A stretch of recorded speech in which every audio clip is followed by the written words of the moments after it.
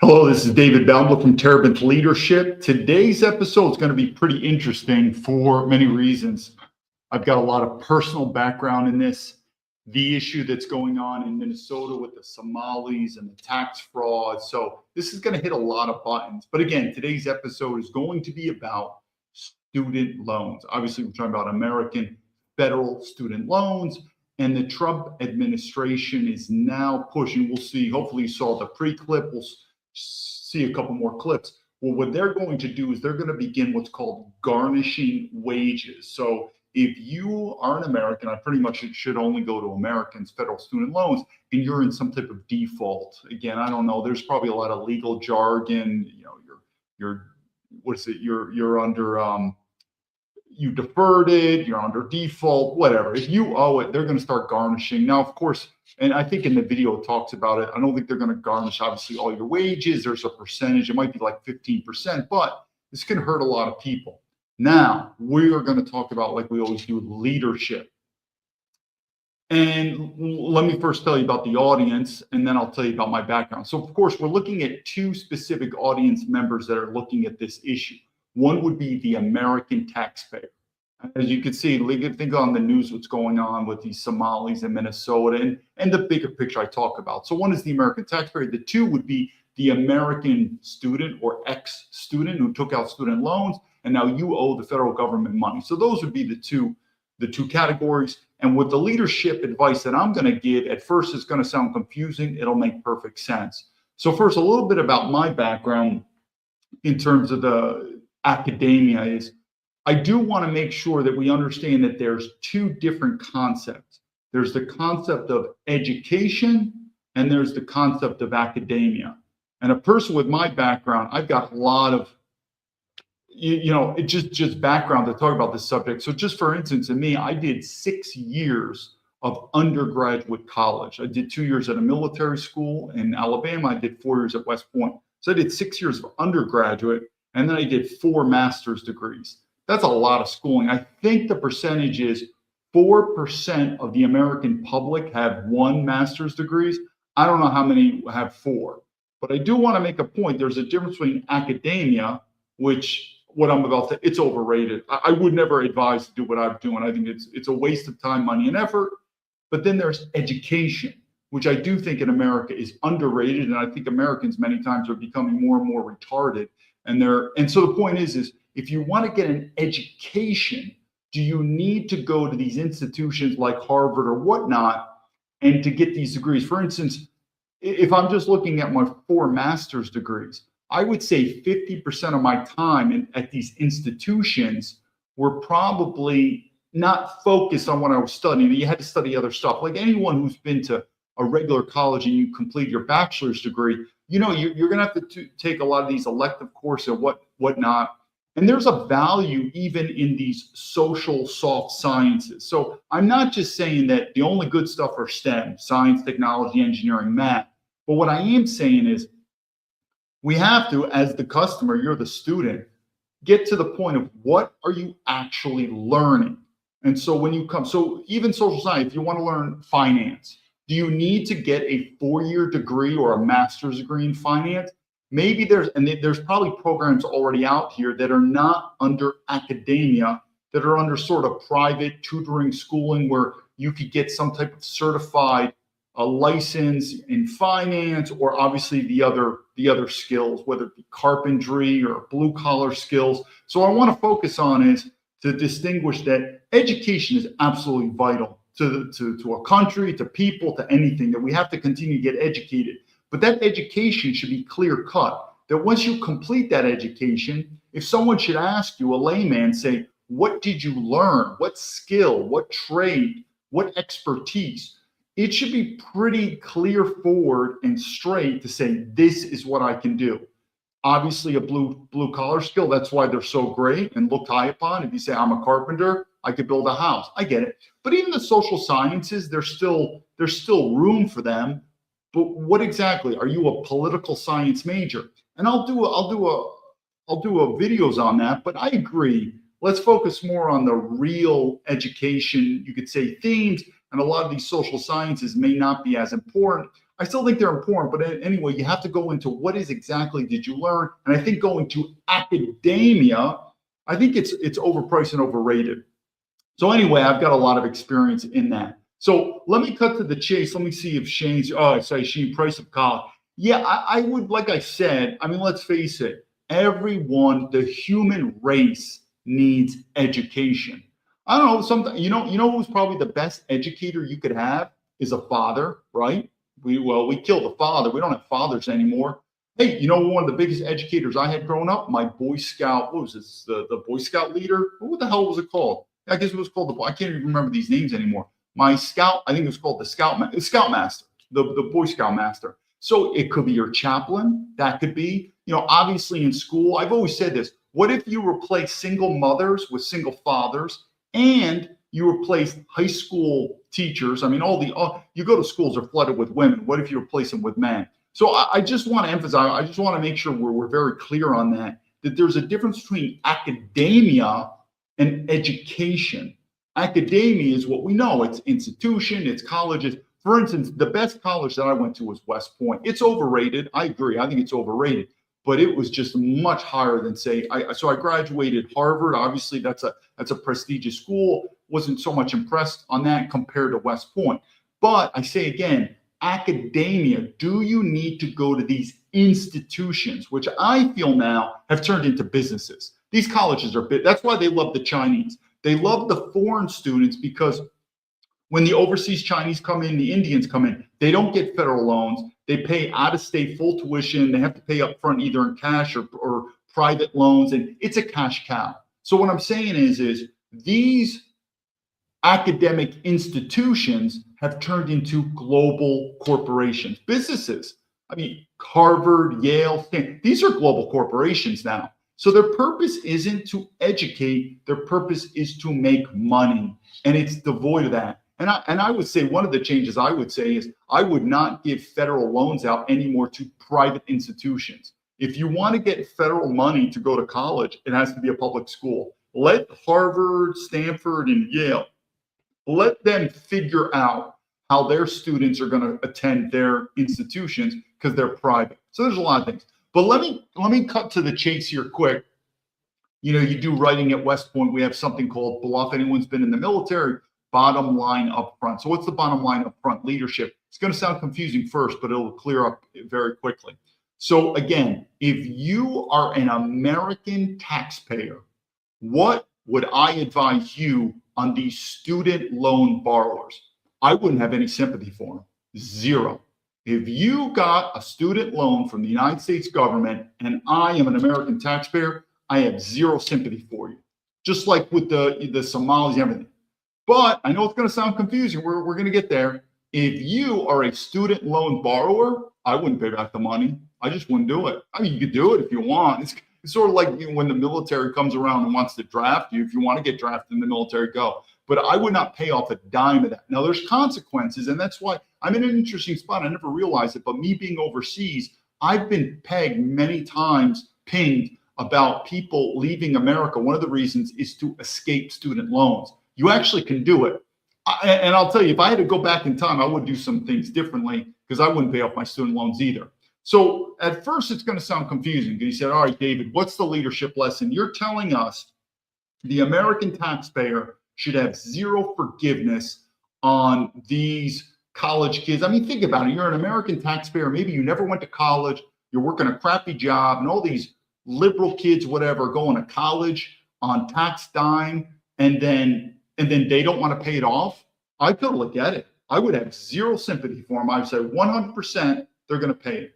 The other part, these colleges are scams. I'm telling you, someone who did 4 master's degrees, I kind of know it. I wouldn't pay off a dime. So now what's going to happen? Well, I'm going to tell you what's going to happen. It's the same reason I'm telling you about collapse, revolution, civil war. There's a leadership phrase that's called might makes right. Some people want to say right makes might. It's a chicken and an egg. But as I've traveled throughout life, I've become more of the Machiavellian, and that is power supreme. I don't want to change the subject, but look what we're doing in Venezuela. I don't agree with it. I agree with the defensive nature. You want to blow up those drug boats coming to America. I get that, defensive. Now we're going to war in Venezuela. Now we're going with Iran. Now we're going with, now we want to get Greenland. The point is, when we have power, you don't really need much morality. Do what you want. We got the guns, we got the gold, and we do what we want. And we really do. If you really look at America's morality, I'll tell you it's murky. But when you have the guns and you have the gold, meaning you have the power, it is what it is. So what am I telling you about these student loans? You have one side that I'm telling to the American taxpayer, I wouldn't have any sympathy. None of these Somalis. I would deport these Somalis. And we're going to get in. It's a bigger picture. We have lost, as America, you have lost control of your tax money. I don't even know why you pay taxes anymore. You see where I'm going. So I get it. As an American citizen, I wouldn't have any more sympathy on your tax money, regardless whether we're talking about student loans or anything. Even like the military and the FBI, I would still think to fund it. It is leeching. One of the reasons that I quit the FBI is I said, I don't want to be a leech to the American taxpayer. I think it's too big. I would defund the FBI down to 50%. 50% of the agents I would terminate. They're not needed. There's too many. So I get it. If you're an American taxpayer, you got to be like up to here with fraud, waste, and abuse. Where's your money going? And then if someone says, hey, do you want to forgive student loans? And you'd be like, hell no. I get it. I totally agree with you.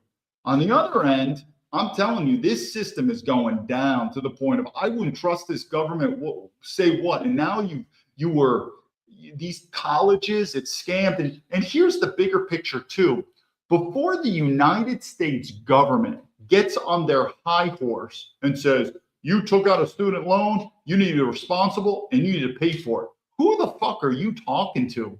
Have you ever seen the most fiscally irresponsible people in your life than our leaders? What do they do when they run out of money? Well, they just print more money. I mean, that was the whole reason we're on the gold standard. So that's also a problem in leadership. It's called lead by example. Are you kidding me? I'm going to get lectured by these politicians or even Donald Trump about you need to be fiscally responsible. You took out a loan and you need to repay it. Okay, well, why doesn't the United States government do it too? They don't. Guess what happens when their loans get defaulted or they just print money? They just print money. And their salaries, we're talking the politicians, the government, the military, the FBI, the president, Trump, everything, that's also on government dime, that they print. So if you think the government, who are our leaders, it's like the father looking at the son. The father is yelling at the son because the son, I don't know, he didn't pay off his credit card. And meanwhile, the father's in debt. It'd be like, Dad, why don't you first lead by example and show your son what it means to be fiscally responsible? Then you'll have leadership clout to say lead by example. You should do it as well. But for the United States government to be lecturing American citizens, whether they're student loan borrowers or anyone, that you need to be more fiscally responsible. These people destroyed our country. You know that. What's going to happen? What did I keep saying? And we're going to get in the big picture of it's not just student loans. It's the big picture of Americans. I don't even know why you're paying taxes anymore. You think this thing that's happening in Minnesota with the Somalis, that's it? You don't even have to look. I know we want to look upon it as race and foreigners. I'm fine. I don't have a problem with it.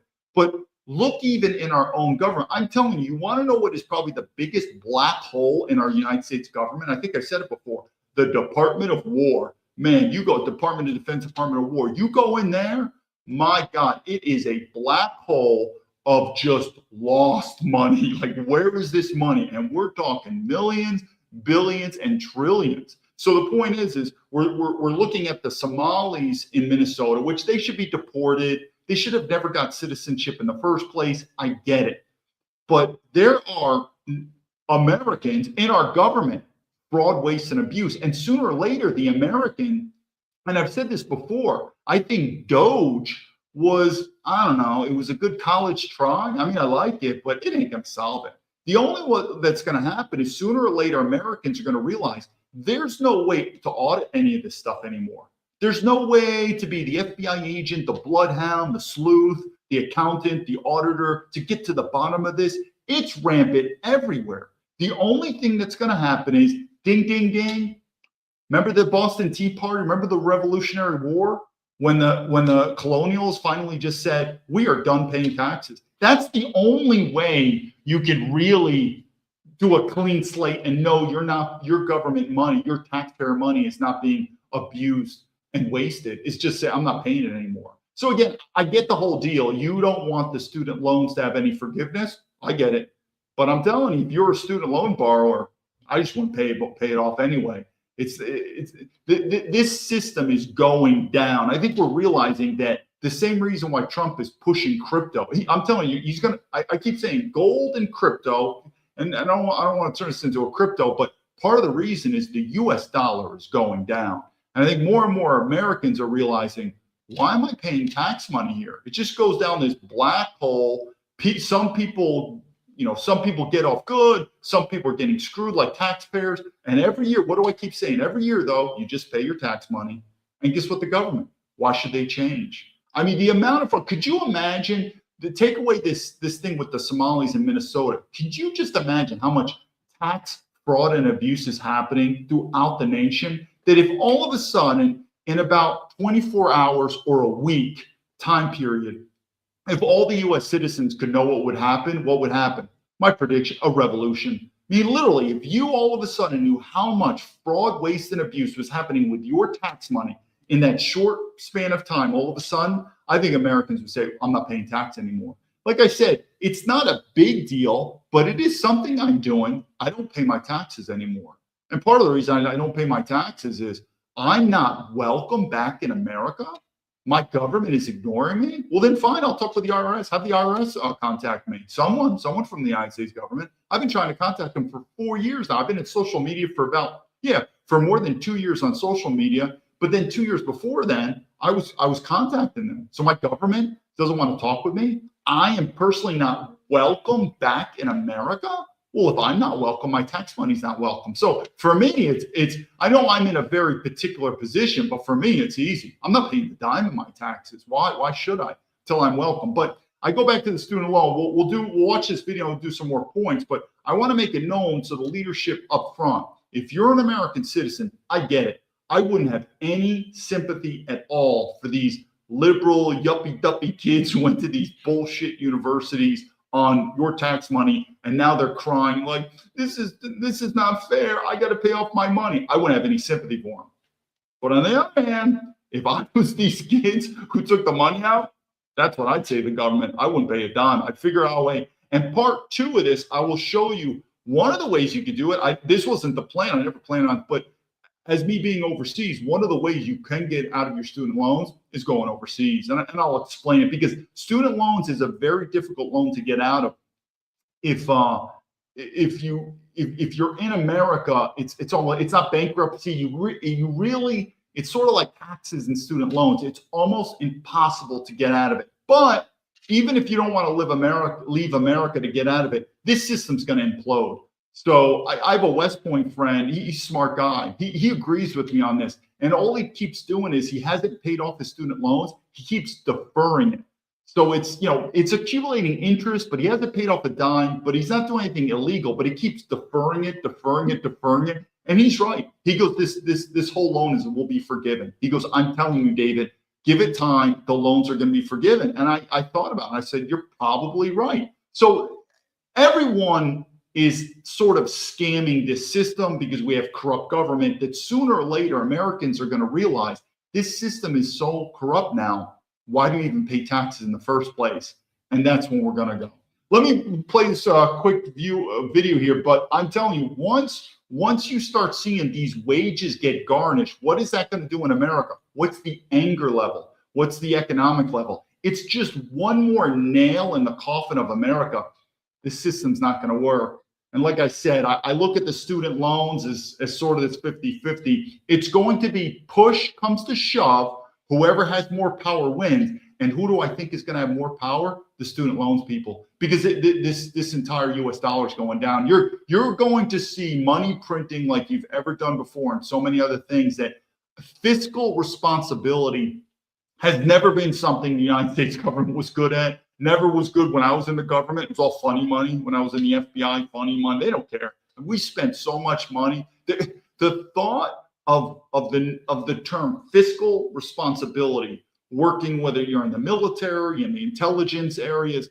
That was not a term that ever came. But all of a sudden, we want our American citizens to be fiscally responsible. But our politicians, far from it.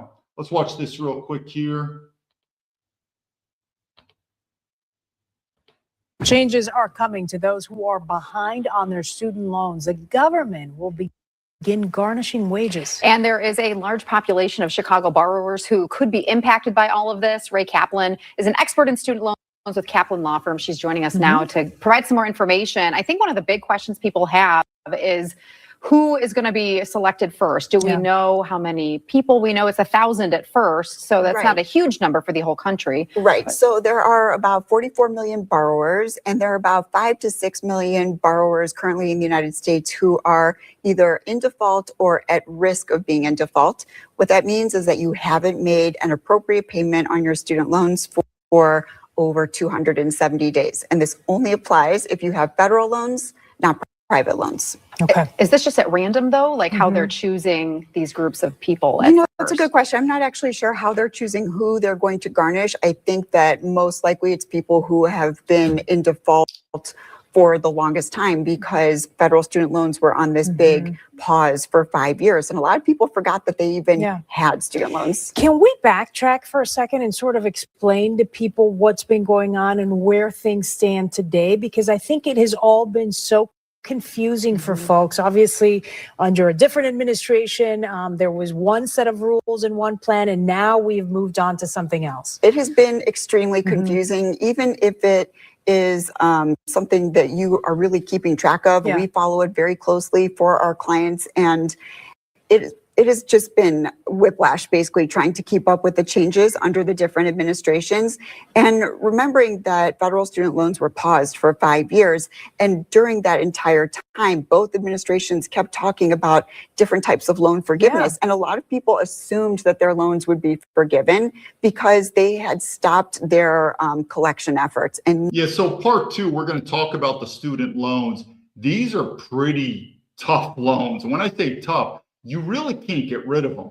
That's what we'll talk about leaving the country. And again, it never happened to me after I was gone and people have come to me. But if you have student loans, I believe, unless, like I said, the system's going to collapse, and which I will, but under normal circumstances, under the normal law, student loans can never be forgiven. They're a pain in the ass, to put it another way.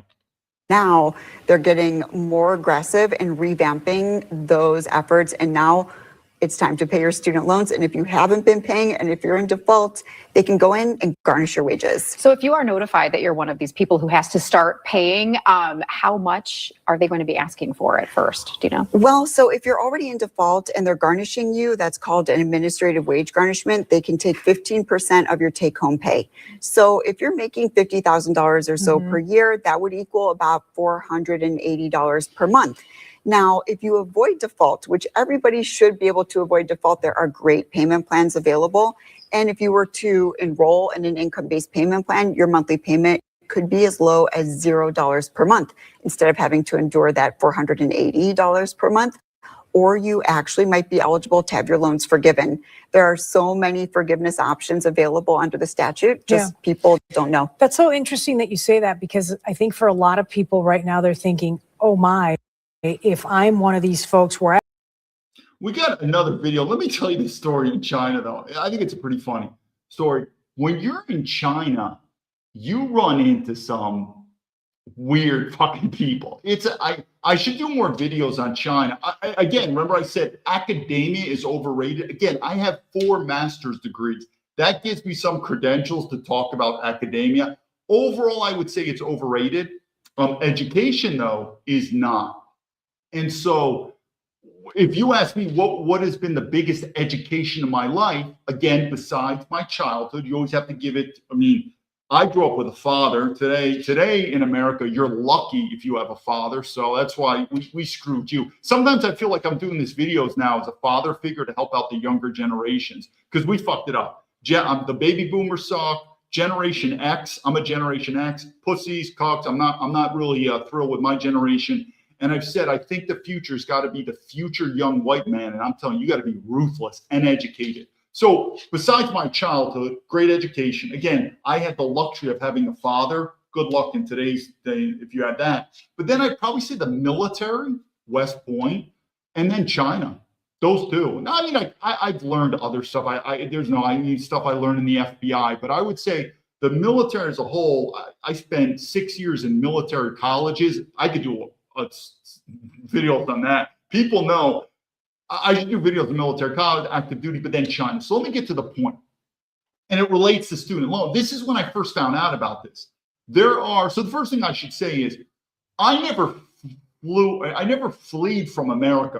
I'm never wanted. So when I left America in 2010, it was the same thing when I left the FBI. I never got fired from the FBI. I never got pressured like, if you don't quit the FBI, we're going to fire you. Like I see some rumors. No, not at all. I just said, thanks, but no thanks. And I specifically wrote my letter to Senator Chuck Grassley when I left the FBI. There was a reason for that. I got some advice from this Yoda guy, and he said the same thing. Make sure you contact your congressman or senator after. But anyway, I left the FBI I just quit. It just wasn't for me. And I wrote that in the book, and I've explained it. The same thing when I left America.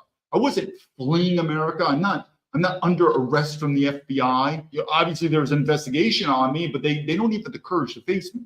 So if I would have done it differently going back, and I'll wait till later, I would have racked up I would have done PhDs and everything. We'll get into that. But so let me tell you two stories that happened in China that relate, at least one of them relates to this. I'm going to give you some advice.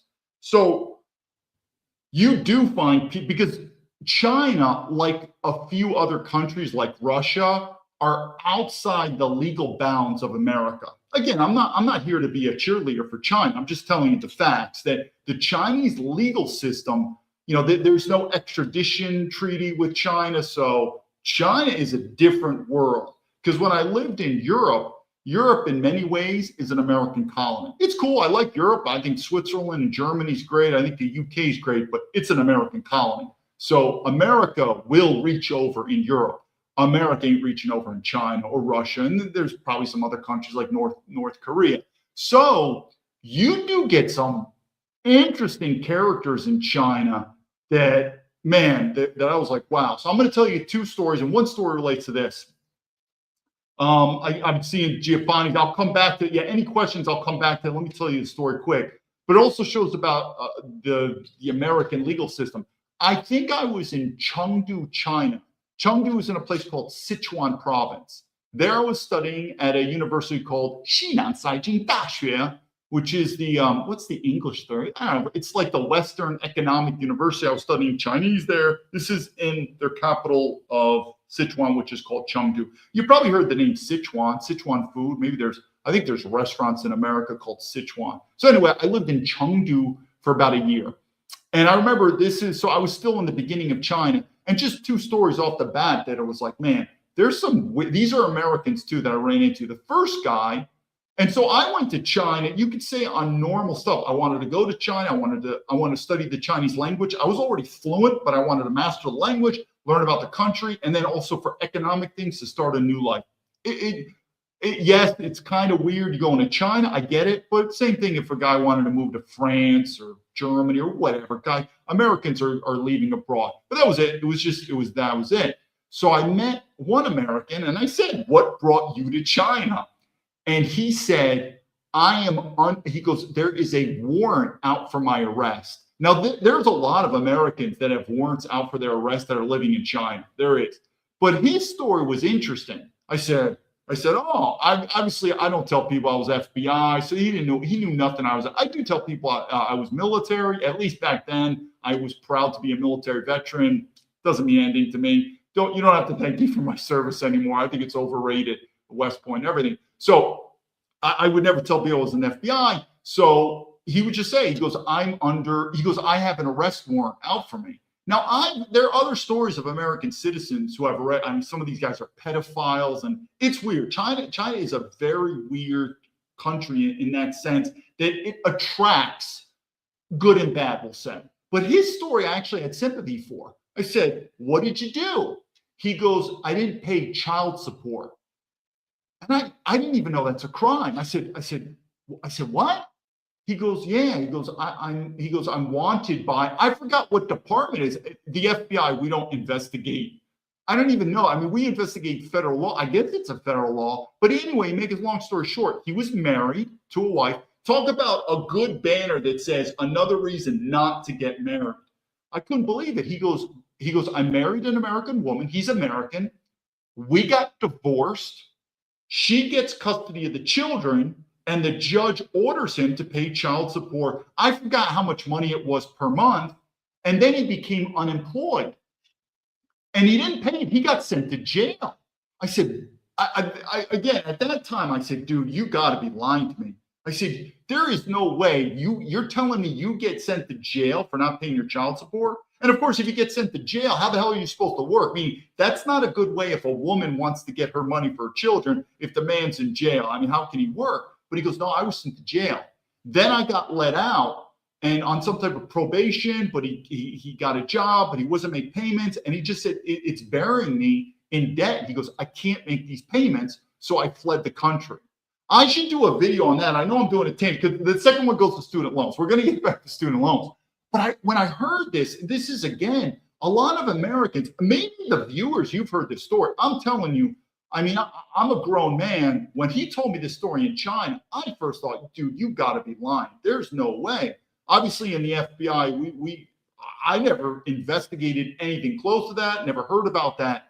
But he was literally has an arrest warrant for him for not paying child support. Now, I get it. There's women. I'll do videos on marriage law, and I think the marriage law is absolutely screwed in America, screwed for men. But talk about another reason a man should not want to get married. That I was thinking, because I have run into criminals in China. These are Americans, criminals. But when he told me this story, this is why I remember, I thought, that is the most fucked up thing I've ever heard. That getting married, not paying child support, they're going to put you in prison. Craziest thing. So there he was. But because he was in China, he's safe. They're not going to do anything. It takes a lot. I mean, we're talking a lot. Again, China has no extraditionary clause with America. But anyway, there's an American hiding out in China. And what did he do? He didn't pay his child support. He said he attempted, he went to jail, but what a crazy thing that is.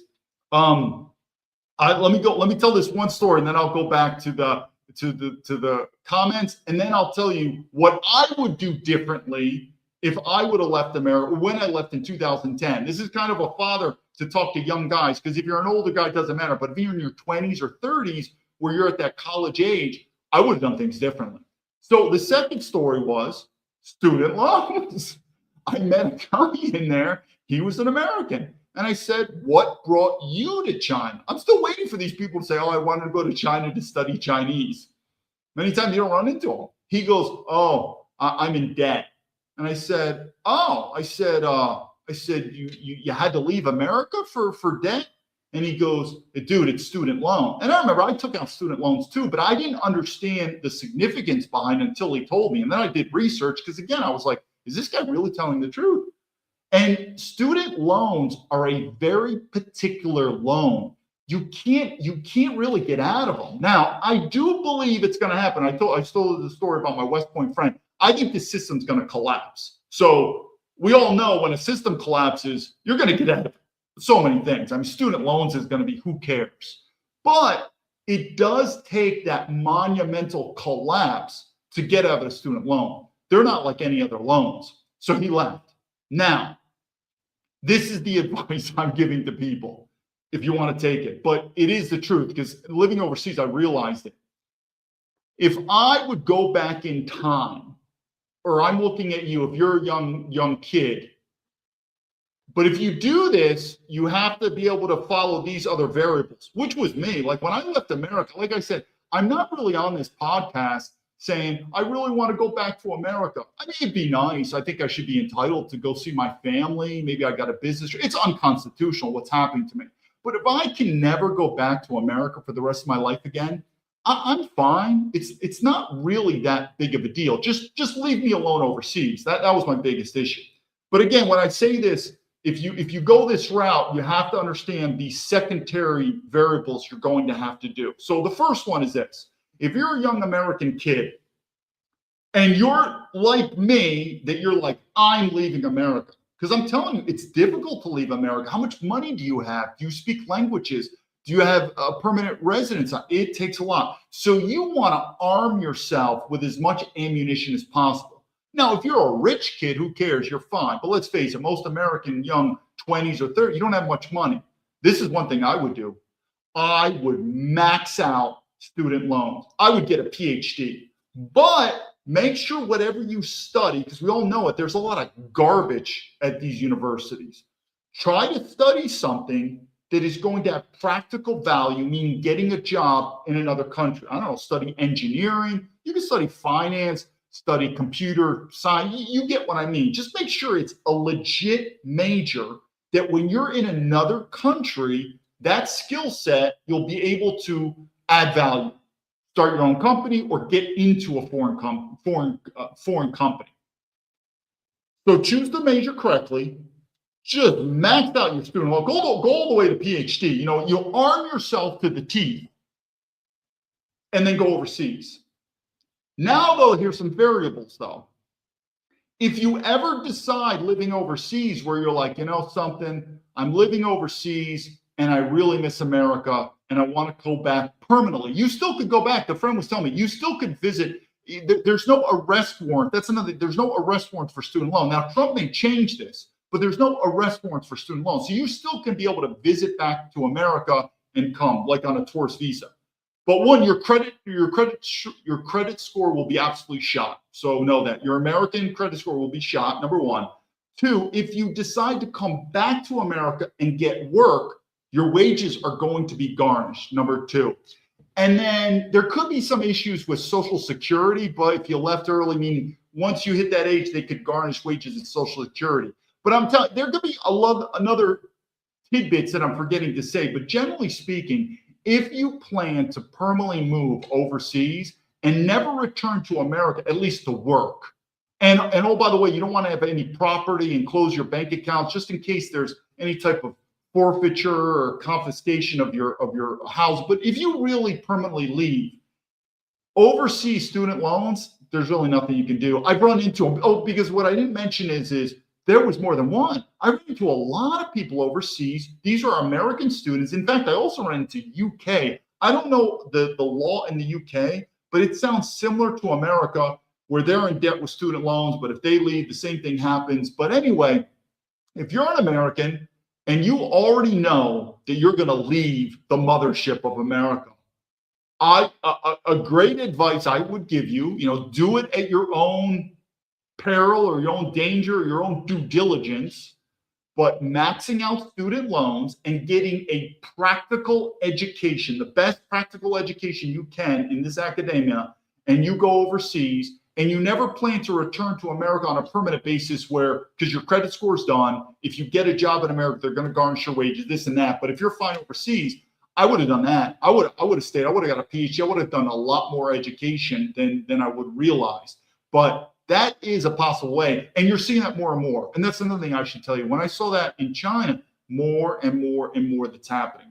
Let me go to answer any of these questions here. We'll talk about it. But I keep saying to the American taxpayer, I get it. You have no sympathy. You have no sympathy for what's happening in Minnesota with these Somalis. You have no sympathy for these student loans. Zero sympathy. Pay back that money. I get it. But why don't you have that same attitude with the politicians with our debt? Taking out. You don't really care about that, and you keep paying your tax money. So there's a bit of a break. And to the people who have student loans, I wouldn't pay it off. Especially, I remember in China with these kids leaving with student loans. They didn't care, and I don't care. I mean, even me personally. I mean, I'm in a very weird situation. But to not even be welcome back in America and to have my passport flagged, my career destroyed in so many ways, I'm not paying any taxes. There's zero. I have no issues, nothing. I'm done. If I never go back to America the rest of my life again, I'm fine. But to see, and I won't, let's go back to this. I don't want to do so much of a tangent, but I'm telling you, the way American citizens are treated, military veterans, this and that, I don't know how people pay their taxes anymore. And I really think that this Minnesota thing, it's just the It's just the first phase. It's like the tip of the iceberg. It is amazing how much fraud, waste, and abuse is going on with tax money. But Americans, you still pay your taxes, still pay your taxes, still pay your taxes. What was the impetus for the Revolutionary War? Taxes. What do I keep saying phase one is going to be? Collapse, revolution, civil war. What will collapse be? Economic in nature. And what will be the big impetus of that economic in nature? It will be taxes. It will be when Americans say, we're done, because not paying your taxes is a form of non-violent protest. You know, when I talk about guns and ammo, people are like, oh, I don't want to do guns and ammo. I'm against violence. Okay, our founding fathers were not against violence. But anyway, but not paying your taxes is a form of non-violent protest. There's no violence involved. The United States government is going to bring violence on you. You're going to have IRS armed, gun-wielding IRS agents backed up by the FBI knocking at your door. They're going to bring violence to your house if you don't pay taxes. So be aware of that. But it is, from your sense, a nonviolent way of protest, and I think it's going to start spreading. I predicted this many, many times. Let me go and just look at some comments here. I see Giovanni's. I'm reading here. You haven't been there in a while. Europe, or at least Western, maybe, as well as North Africa today. Yeah, so Giovanni's, I'm going to do another video on where to go. Some people said where to go. Let me answer this question right now. Let me look at the time. And I'm going to answer this question very simple, because there's so many places to go. I just went to China because, let's face it, I could speak Chinese. I did a master's degree in Chinese studies. And at least when I was at Harvard, remember, I went to Harvard in 2007 to 2008. China back then was great. It's not being talked about now like the enemy. And so everyone said, go to China, become rich. It just fit for me. And I've never advertised go to China. But let's make it very simple. And we're going to save this for another video, but I'm going to make the point right now. Let's just divide the world into the Western world and the non-Western world. And the Western world would be Western Europe, Canada, Australia, New Zealand. I think that's about it in America. Here's the problem if you leave America and you go to the Western world. It's about, this is a lot, because I've been overseas for so long and I meet a lot of these expats who've traveled to different places. To me, as an American, to leave America and go to the Western countries, it's about a 50-50 chance. So it's not very risky. So that's the good part. It's not very risky. If you're an American and you're like, I'm going to go to Canada, I'm going to go to Australia, I'm going to go to the UK. The good part is it's not very risky, which is good, because if you go to places like India, China, South America, it's a different country. So you got to make sure that the risk level's higher. So that's a good part if you leave to another Western country. I mean, let's face it, if you're an American, say, I'm going to go to Canada. I mean, is it that much of a risk?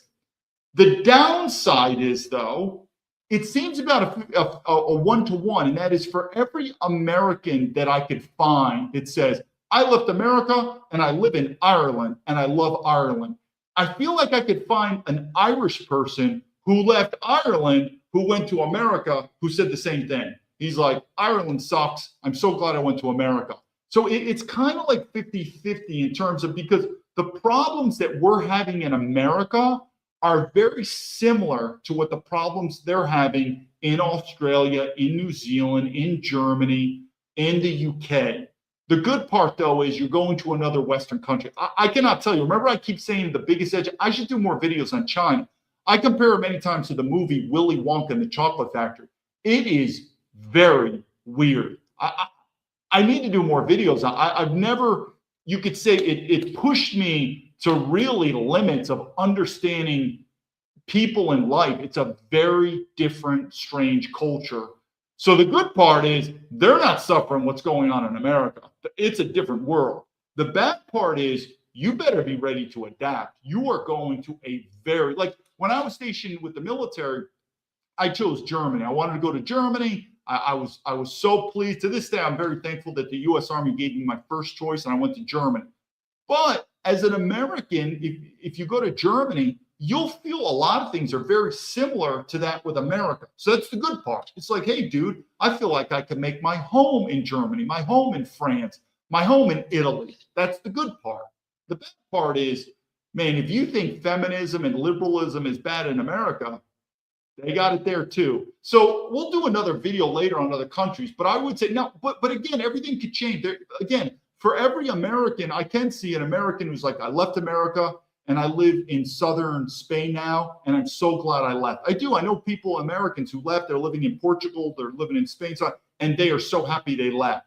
But I also feel like I could find, for that same exact number of Americans, I could find Europeans who've also left Europe to go to America. I could be wrong on that, and I could correct myself later, but that's sort of how it feels. It's sort of a 50-50 thing. So it's going to be a really safe bet for you. It's not going to be too risky if you leave one Western country and go to another Western country. Let's face it, that's common sense. You go to a Western country, you go to another Western country. So it's going to be very safe that it's not going to be that much of a change. But then if there's not much of a change, then why the hell did you leave? But there could be something. It could be like, hey, there could be certain elements of another Western country that fits you better than America doesn't. And so you could say, yeah, it's still a Western country, but yeah, I can't, I don't know that a good example. You like the food better maybe in Europe or this or that. But I could do more videos on that to get more in depth. Obviously, I'm a fluent German speaker. I did my MBA in Switzerland. I spent a long time in Germany. So I definitely have experience in Europe, and I think it's great. But they are also suffering from the similar political problems that's happening in America. So just be advised on that. But the good thing is, it should not be a shock to you. Say, oh my God, this is the most craziest thing I've ever done. I'm moving to the UK. You know, as an American, especially that, you don't even have to learn another language. Obviously, they have their own accents and whatever. So that's a good part. But when I left to China, I'll do videos. It was, I can't explain it to you. It was some of the most weirdest elements, you know, all my military training in terms of that leadership, it was wacky, really wacky. But that's how you grow, though. That's really how you grow, by going in an environment you've never been in, and you really grow. So if we're going to talk about non-Western countries, that opens it up. A lot of things. So the risk gets higher, but you have a higher chance of succeeding. Why? Because they're not doing the stuff that's happening in America. And so many, where they're talking about Asia, even could be possibly Africa, you know, South America. I know a lot of guys going on in South America. So hopefully that. Let me just look at some other comments right here. Some state law with child support. Yeah, CJ. Hey, if I'm wrong, make some comments. But I'm telling you, I looked it up too. But to think that you are running from the law to not pay child support, and I get it. I'll do a video. I think the whole marriage laws need to be changed. But still, to think that you're being chased by the police, and like I said, well, if they put you in jail, well, you're not going to be able to get a job. I mean, that's not helping out the situation at all. I mean, if the problem from the mother and the children is you're not providing income, well, being sent to jail, you're not going to get a job, and then it's going to be hard to get a future job. But I couldn't believe it. Talk about that situation alone would be a great video or a great topic of why, another reason not to get married. Let me look at some other ones here. History, education, it's not. Yeah, and I should do more on education. Obviously, I was big on education, but like I said, after my 4 master's degrees, I would agree. A lot of it is overrated, and I don't know money. But did I learn from it? I did. I mean, there's no doubt about it. I learned, I speak negatively a lot about West Point. I did learn a lot of leadership, but West Point was by far the best institution out of all of them that I learned. I'm looking through these comments right here. I missed the last 20 minutes. Sorry, I missed the questions. Shane, I'm just going through. Shane, sprechen Sie Deutsch or has family in Deutschland? So I don't know if I might do maybe in the future. I had a great time in Germany. Again, one of the things I do, this is the one thing I do advise, I'll do a video. If you're a white American, which means you're European, I strongly advise you at the very least to try to save up your money to do one vacation or move. And so this could be something. Remember I said what if you're an Italian American and you really want to go back to your roots? And you're like, dude, I left America and I went to Italy. And I'd say, but it's the same problem. Yeah, but I'm an Italian American and I really wanted to go back to my roots. I wanted to study my language and this, that. I can understand that. I knew a story of I don't know if you guys are familiar with the French Foreign Legion. The French Foreign Legion doesn't really get many Americans for a lot of reasons. If you're in America, we have a lot of specialized. You go Army Rangers, you go Navy SEALs. So they don't really get Americans. And if anyone, I've served with the French Foreign Legion when I was deployed. I could do stories on it. So they really get most of the guys that are filling. Now, the officer corps are all French, but the enlisted guys, they're all foreigners, and they're usually from non-Western countries. There's a reason for it. But there was an American guy, he did it. Why did he do it? He's a French American. He's a French. He had lineage, and he always wanted to go back to France. He wanted to get French citizenship, which you'll get. He wanted to learn the language. So he wanted to relive his French roots. And that's why he decided to go to the French Foreign Legion and not say going into the American, because he's an American military, he's an American citizen. But he really wanted to rebond with his French roots. And he even thought about, which he did. He's like, I'm actually thinking about after the French Foreign Legion, I'm going to get that French passport and I want to settle in France. So there could be these situations, like I said, where an American goes to another Western country, but for them particularly, it was a good decision. But like I said, it's about a 50-50 split in terms of, is it better or is it worse? Meaning America or other Western countries, kind of a 50-50, but at least the risk is low. Let me go. Giovanni's, I don't know how to speak, and I doubt I could type an email. Yeah, I mean, my issue with Mandarin Chinese, and I'll do studies on how to learn foreign languages. I do have, I'm an adept at learning foreign languages.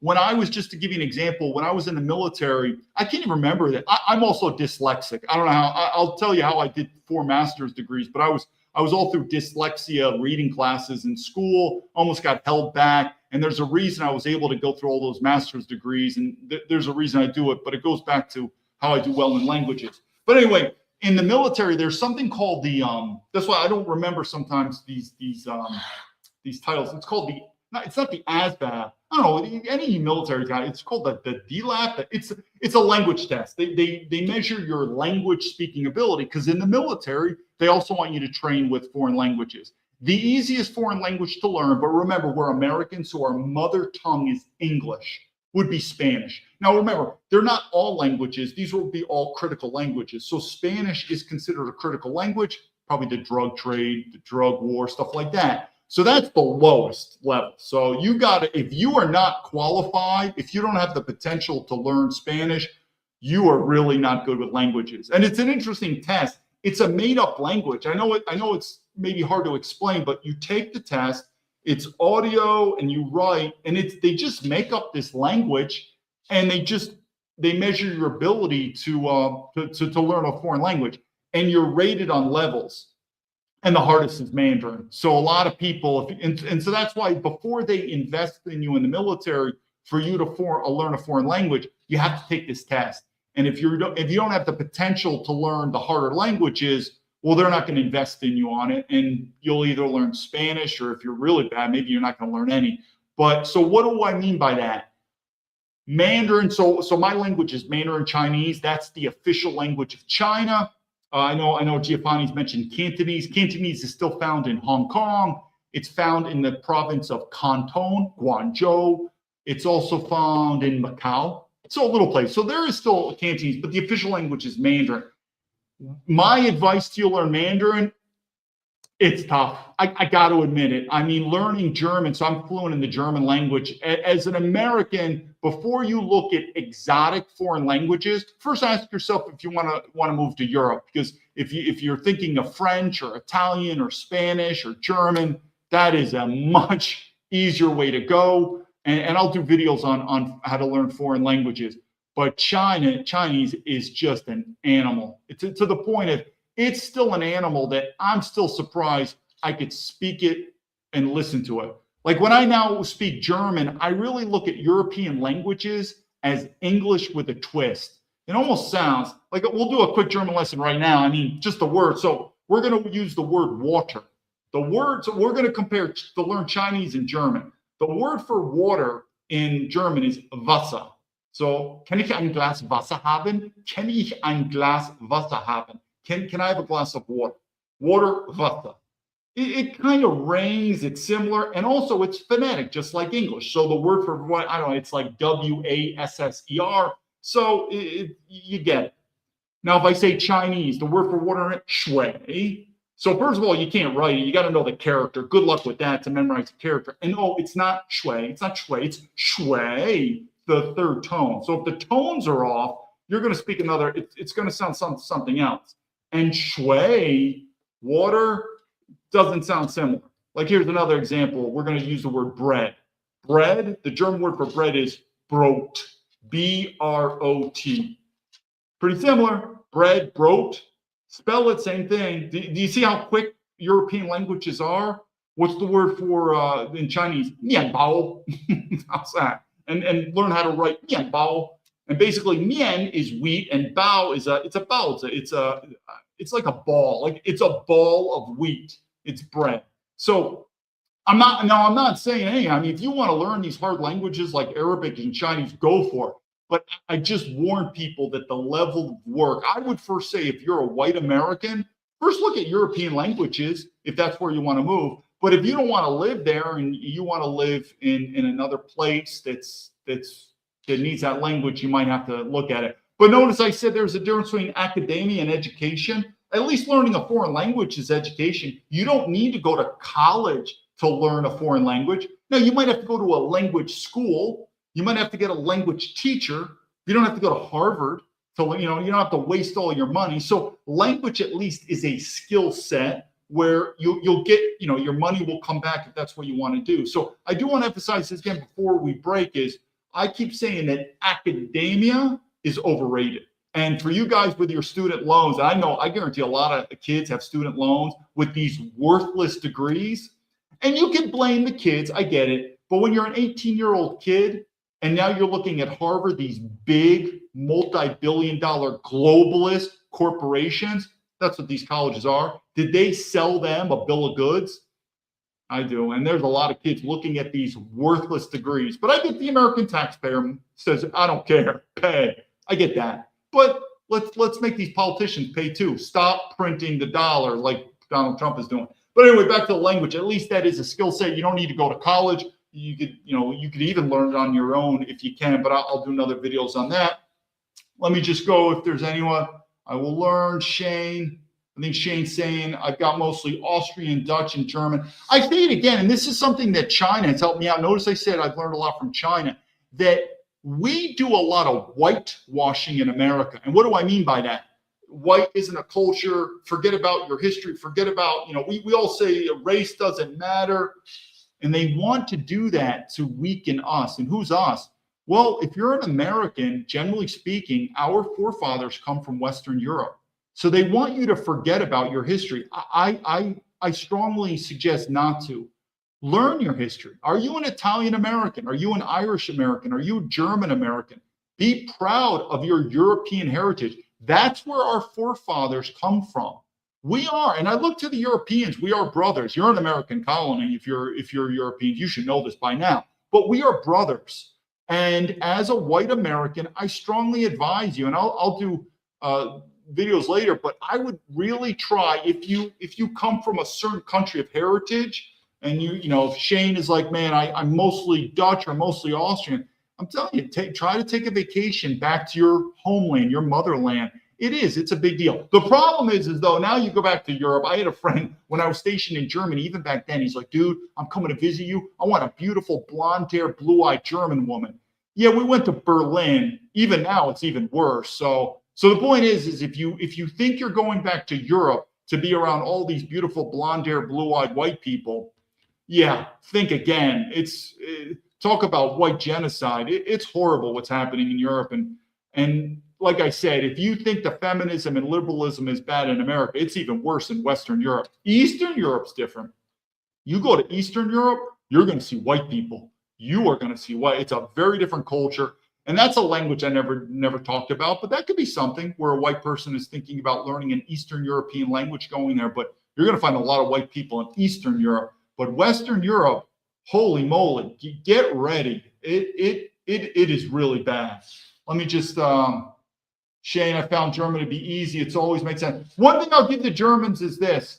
Learning the German language is definitely much easier than Chinese. The hard part about German, so if anyone's interested in learning the German language, the hardest part about the German language is actually the grammar. The grammar can be kind of difficult for an American, but other than the grammar, again, I don't want to sound too egotistical. I just don't think it's as difficult as Americans think to learn German. And I think it's the same for French or Italian or Spanish. It's all European. But I definitely know, because I'm fluent in the German language, that I do think the grammar is very difficult. But outside the grammar, if your mother tongue is in English, I don't think it's that hard, and have faith in it. And I think Germany or Switzerland or Austria, these are the German-speaking countries. I think they're awesome. It's a shame. I don't know why they're destroying them.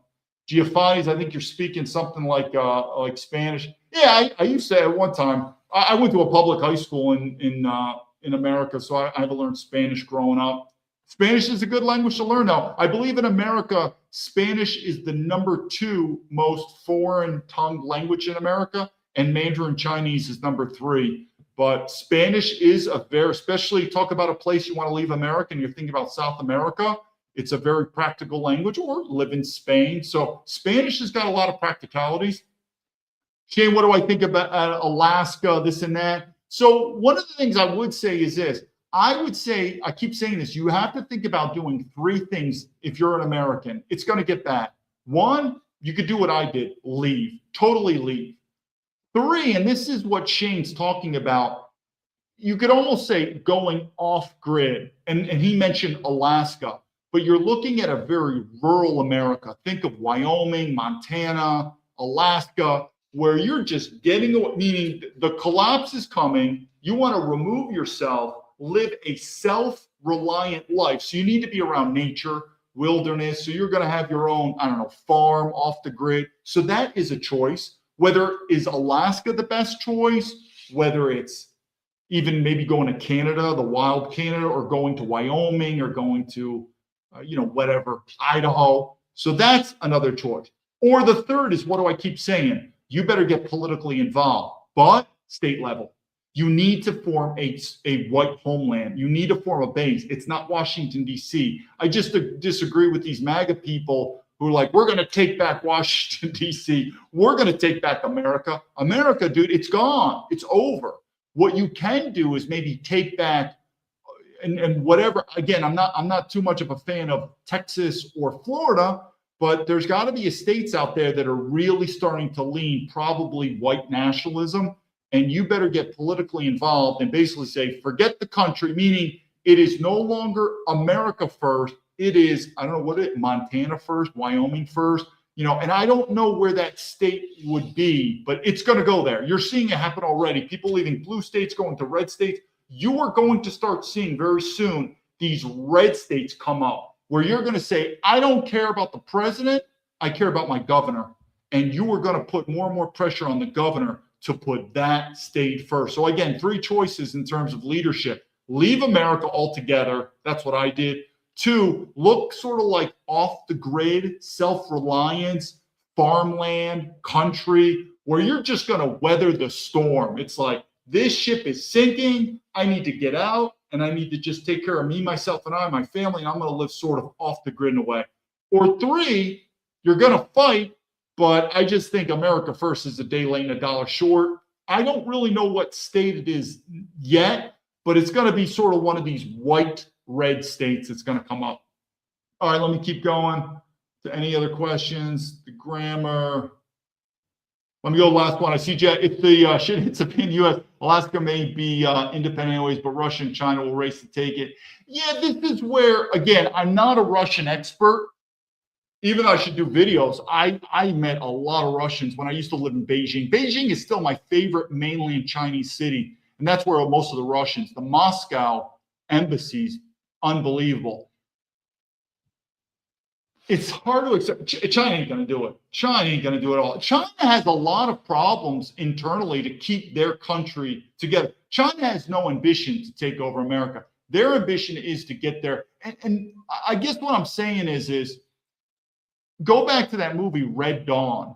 And Red Dawn, when I was a kid, it was one of my most favorite movies. I think it was just a cool movie. I'm just not into Red Dawn anymore. And I never watched the other Red Dawns. Why is that? Well, that was the reason why I liked Red Dawn so much is I actually thought it was possible that the Russians are going to parachute in and invade America. That's why it was cool. It was just a cool movie, but I thought, man, this could really happen. Let's use common sense. Let's use Chinese, for example. Taiwan, and I used to live in Taiwan. I'll do stories on Taiwan if you want. Taiwan's about 100 miles off the coast of Fujian province in China. China's going to have a tough time taking Taiwan. To imagine that they're going to invade America, and this is why I'm a big supporter of the Second Amendment, guns, strong white men, hundreds of millions of gun owners in America.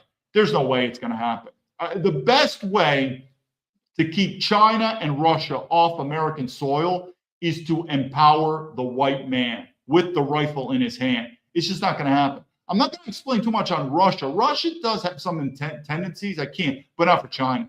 It's not. China has a lot of internal issues. Their biggest thing is trying to get Taiwan back, which they will. I'll do videos on that. But this whole thought about invasion, I keep saying, you keep looking at China or Russia as, oh my God, they're going to come, they're going to take away my rights, they're going to take away my freedoms, and all of a sudden the FBI is breaking down your door. I mean, I would be more worried about the FBI taking away your freedoms and your liberties than the Chinese. And what do I keep saying? One of the best ways to keep America safe is, I'm not a big believer on legal immigration. I mean, think about it. We have Chinese citizens legally serving in our U.S. military.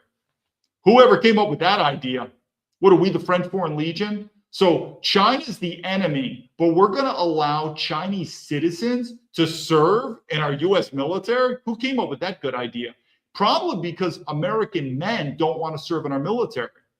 I can't blame them. I wouldn't either. But is the answer to allow foreign nationals to serve in our military? So what I'm trying to say is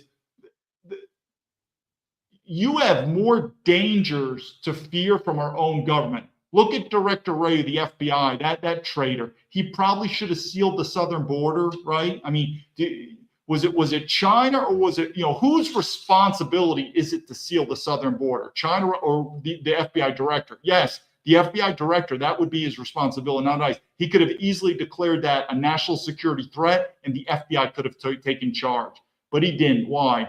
I don't know. It's just like the same reason why these politicians, they allow the Chinese to legally immigrate to America. They give them their citizenship. That's not a good idea. So there's a lot of things that we would need to do in America politically to protect yourselves.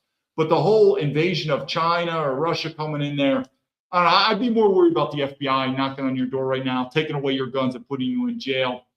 Talk to the January 6 people. I think they're more worried about the FBI than China coming in. So let's go. I think Golden Tulip. Yeah, I think what people, and I'll end it here and I'll try to wrap it up. I'm looking at the time. We all an hour, but I don't think people realize on how secure and protected and powerful America is with this thing called the Second Amendment.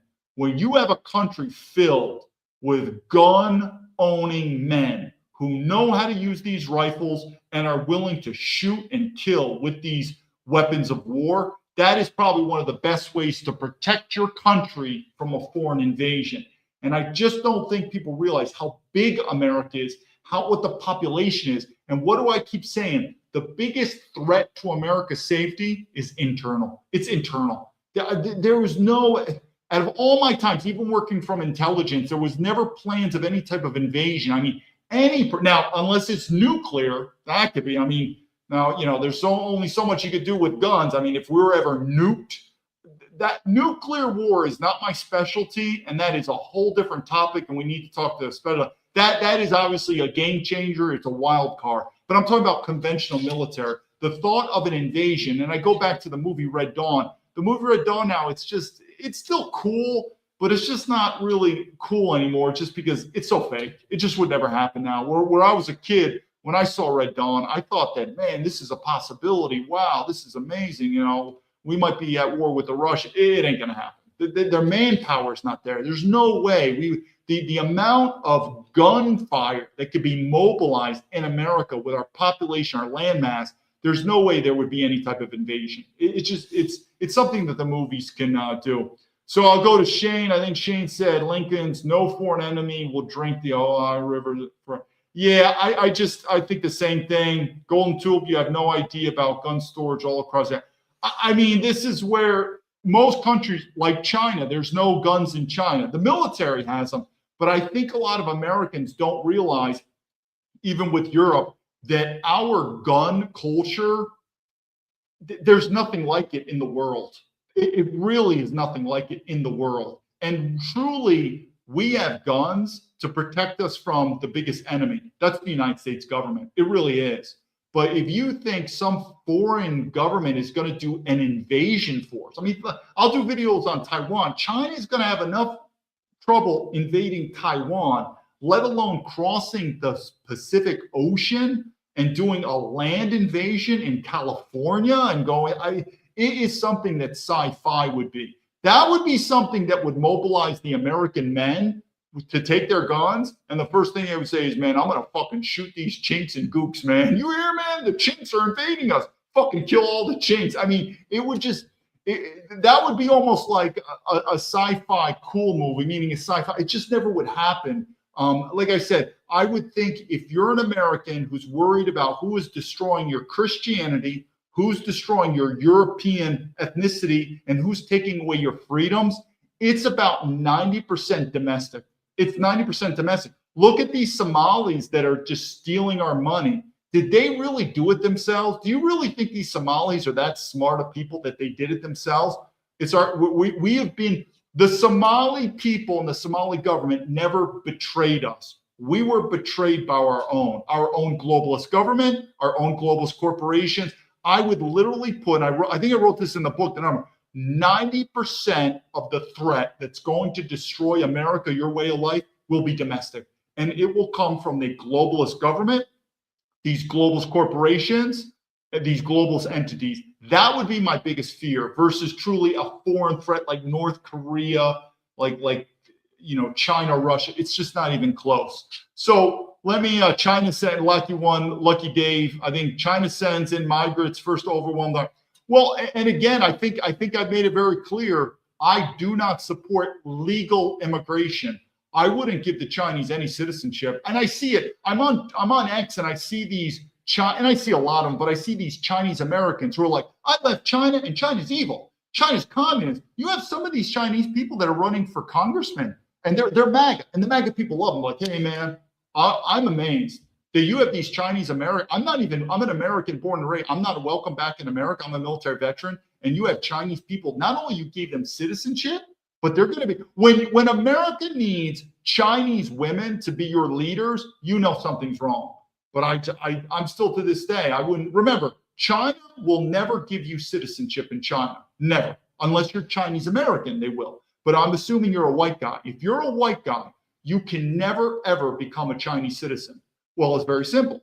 If we cannot become citizens in China, why would we allow the Chinese to become citizens here? I don't care how smart they are or how much money or this bullshit. I'm not into this Trump golden visa multimillionaire. Now, I could think maybe about permanent residency or a visa, but no citizenship. And if you're not a citizen, you don't serve in our military, you don't serve in our government, you don't vote. But I would say there is zero path for citizenship. But again, is that China or Russia's fault? We're doing it. I mean, we think it's just dandy. We love diversity, so we want to hand out many people. I think we're going, shit, my uncle's safe in the basement, everything like that. Yeah, we'll see. So again, let me wrap it up here, gentlemen, on this. And this is, again, we're focusing on student debt. But what just happened with the Somalis in Minnesota? You really think that's it? That's the tip of the iceberg. So I do agree that the American citizen has probably had it with their taxes being wasted, to include student loans. I get you. I wouldn't have any sympathy for these yo-yo student loan people, and I would expect them to pay every single cent back. I get it. If I was a student loan, I wouldn't pay back a dime for the same reason I don't pay any taxes. Meaning sooner or later, we are going to come together. Notice I keep saying the far right and the far left are going to come together. And what's the coming together on this? Forget it, no more taxes. That means the system is just so fucked up that the far left and the far right are both going to agree we're not paying taxes anymore. There's no Doge that's going to find this. It's going to audit. It is a black hole with all these fraud, waste, and abuse that I think the final answer that people are going to come to is, I'm not paying my tax anymore. And when that starts rippling down, that will start being the first column. It's called the collapse. It will be economic, because that's my best advice. If you're an American patriot, you got to figure out a way, stop paying taxes. And you don't think there's a coincidence where patriots are leaving blue states and going to red states? You don't think there's an issue with taxes, saving money on tax? Of course it is. Even these globalist corporations are leaving California and they want to go to Texas. It's all about the money, people. And I think sooner or later, Americans are going to say, this fraud, waste, and abuse is so complicated, it's so deep, it's so mysterious that the only way to really get a handle on it is, I'm not paying my tax anymore until you, the government, figure it out. Oh, it's going to take you 5 to 10 years? Whatever, I don't care. We'll have a revolution before then. And I think it's going to happen like that. Sort of the same reason with the revolting with the taxes during the Revolutionary War. But that would be my biggest thing. Till then, I'll do more stories on this. I see the U.S. has destroyed the EU. I literally left Delaware for Nebraska. Yeah, I mean, you don't think people leaving blue states and going to red states, that it's not all about the culture, that there's also an economic decision involved? Of course there is. And people are and sooner or later, you're going to have a red state governor. This will be starting with the revolution, where you're going to see a red state governor go to Washington, D.C. and saying, we are not paying federal tax anymore.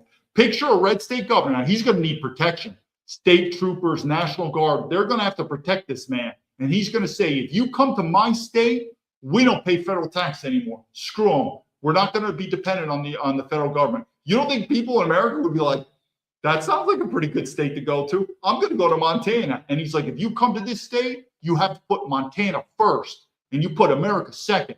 But in Montana, we don't pay federal tax anymore. You don't think people are going to say, that sounds pretty good? People would say, is that possible? And he's going to say, National Guard, state police, you protect me. He's going to kick out the FBI office. He's going to kick them out. You're going to start seeing this stuff. You don't think there's an economic behind this? Of course it is. When these people leaving blue states going to red states, of course there's an economic issue.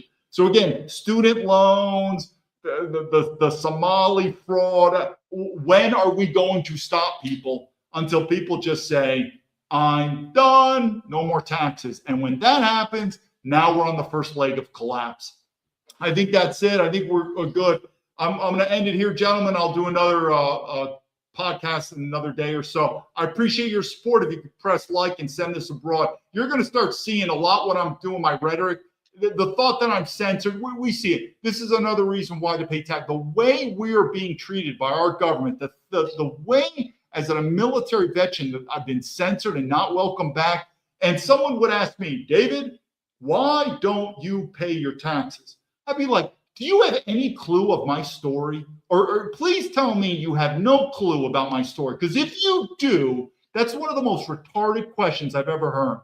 The amount of I've been shit on by my government, my passport, flag, not allowed back, with Boeing and the government. And eventually Americans are going to get like this and saying the only thing that you really have power to do immediately is, I'm not paying taxes anymore. And I'm telling you, it's going to spread. And when it does, we are going to start getting exponentially, because it's going there. This system's going to collapse. Until then, David Baumblatt from Terrabin's Leadership. If you're a patriot in America, or if you're a patriot in these other Western countries, same things happen to us. I appreciate your support. Grip hands, get ready. It's coming. Lead to victory.